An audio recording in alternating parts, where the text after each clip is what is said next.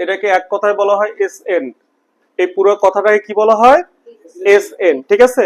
N সংখ্যক স্বাভাবিক সংখ্যার সমষ্টির সূত্র এস এন। তাহলে আমাদের N divided to two A plus N minus one into কি ডি, এটা আমাদের কি সমষ্টির সূত্র, ঠিক আছে।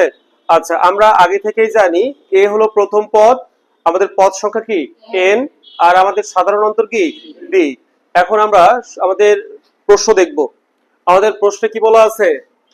7 plus 13 plus 19 plus 25 plus dot dot dot ধারাটির প্রথম 20টি পদের সমষ্টি কত? তাহলে আমাদের সমষ্টির সূত্রটা কি ছিল একটু বলো দেখি। S N equal to N divided two আমাদের second bracket two A plus N minus one আমাদের ইন্টু ডি ব্র্যাকেট ক্লোজ, ঠিক আছে।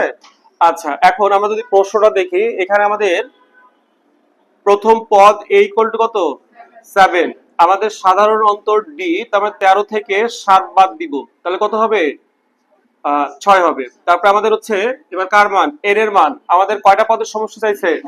আচ্ছা, এন এর মান যেহেতু 20, এন এর পরিবর্তে কত বসাবো? 20 বসাবো, ঠিক আছে।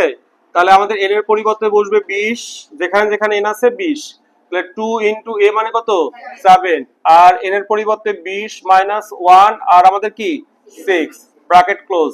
তাহলে এখন আমরা কেটে দেই, এখানে কত হবে 10, তাহলে আমাদের 10, আমাদের এখানে হচ্ছে 14, বিয়োগ করলে 19, 19 এবং 6 গুণ করতে হবে, বলো দেখি কত হয়? 6 9 54, আমাদের 6 কে 6 আর 5 যোগ করলে 114, তাহলে আমাদের 10 ইন্টু 128, তাই না? তাহলে আমাদের গুণ করলে কত হবে 1280, ঠিক আছে। সবাই উঠাও।